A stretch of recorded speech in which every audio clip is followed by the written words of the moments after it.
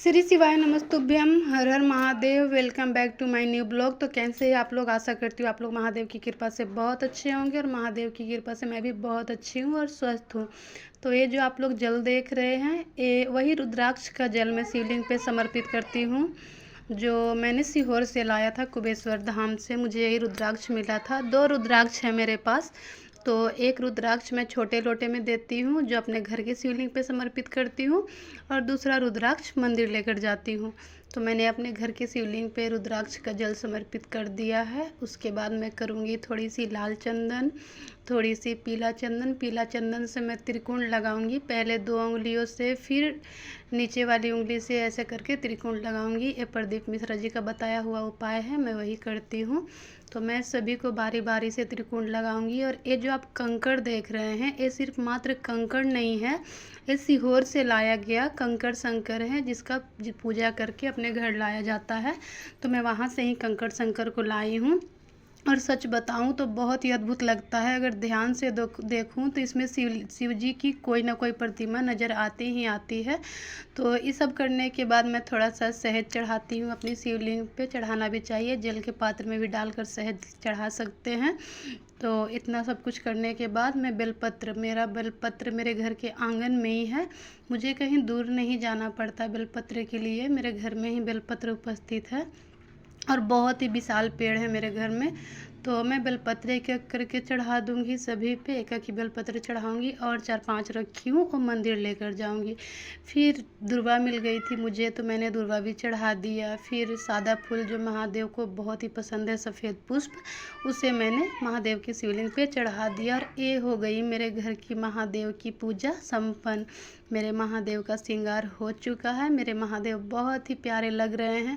और सच बताऊं तो पूजा से पहले वो जैसे दिखते हैं, पूजा के बाद वो बहुत ही खिल जाते हैं। और जितने भी कंकड़ शंकर हैं ना, मैं एक चीज़ ध्यान से देखती हूँ तो मुझे महादेव की कोई ना कोई प्रतिमा इनमें नज़र ज़रूर आती है। तो आप भी अगर ध्यान से देखोगे तो कुछ न कुछ नज़र ज़रूर आएगा। ये बहुत ही अद्भुत है मेरे लिए, क्योंकि मैंने कभी नहीं सोचा था कि इस तरह का शिवलिंग मैं अपने घर में लाऊंगी कभी। उसके बाद 2 दीपक हर रोज की तरह, एक लंबी बाती का दीपक जो अपने घर में माँ काली के पास रखूँगी, क्योंकि जितनी भी देवियाँ होती हैं ना, इनके पास लंबी बाती का दीपक जलता है। ये भी प्रदीप मिश्रा जी ने ही बताया है।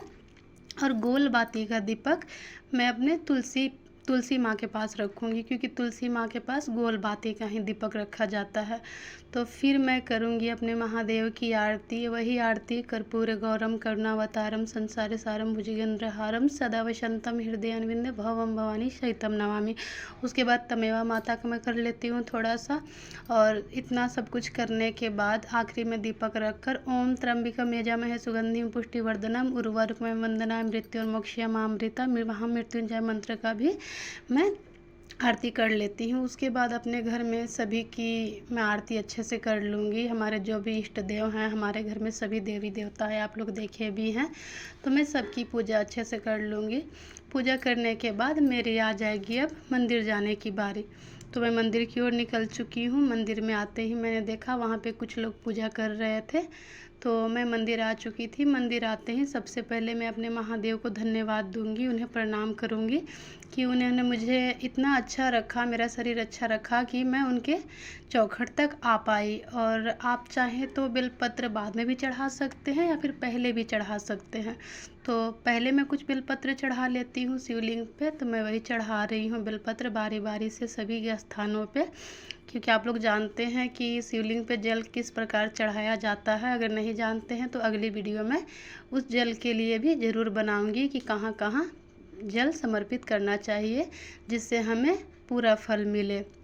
तो एक दुर्वा सुख सुंदरी जी का स्थान पे, एक बेलपत्र महादेव के स्थान पे, और उसके बाद मैं चढ़ाऊंगी जल। दाहिने साइड में गणेश जी, बाएं साइड में कार्तिकेय, बीच में अशोक सुंदरी। उसके बाद गोल जलधारी जिसमें माँ पार्वती हैं। और उसके बाद फिर शिवलिंग पे जल बहुत ही धीरे धीरे चढ़ाती हूँ, ऐसा ही चढ़ाना चाहिए। आप बहुत लोग क्या करते हैं ना, शिवलिंग पे पूरा ऊपर से जल चढ़ाते हैं, तो कभी ऐसा नहीं करना चाहिए। ऐसा करने से क्या होता है, उसके छींटे बाहर तक पड़ती है, तो शिवलिंग पे चढ़ता हुआ जल का छींटा बाहर नहीं जाना चाहिए, इसीलिए आराम से पूजा करनी चाहिए। आप 1 लोटा जल ही मंदिर लेकर जाओ, लेकिन आराम से पूजा करो।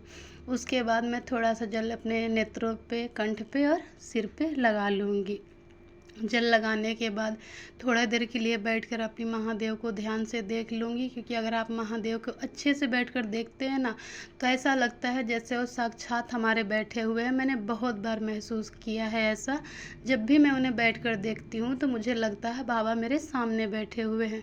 तो उसके बाद फिर जो भी अपना प्रणाम हो, जो भी मन की चाहत तो मैं वो कर लूँगी और अपने घर की ओर आ जाऊँगी, और थोड़ा सा जल अपने लोटे में झेल कर लेकर आऊँगी, जो अपने घर में छिड़काव करूँगी उसी का पूरे घर में।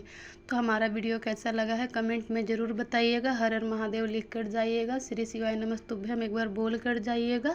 बाबा सबकी कामना पूरी करे। और मैं वहाँ पर जल लेके अपने पूरे बदन में लगा लेती हूँ, क्योंकि मुझे थोड़ा सा जॉइंट पेन होता है जिसके लिए। और हर हर महादेव। उसके बाद घर आकर बजाऊंगी मैं शंख बजाना भूल गई थी, तो मैं मंदिर से आकर शंख बजा रही हूँ।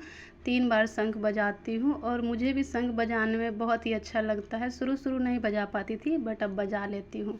तो कमेंट में हर हर महादेव लिखिए। चैनल पे नए हैं तो सब्सक्राइब करके जाइएगा, फॉलो करके जाइएगा, और बेल आइकन को प्रेस कर दीजिएगा, ताकि मेरी वीडियो के सारे आने वाली नोटिफिकेशन आप लोग तक पहुँचती रहे। हर हर महादेव, श्री शिवाय नमस्तुभ्यम।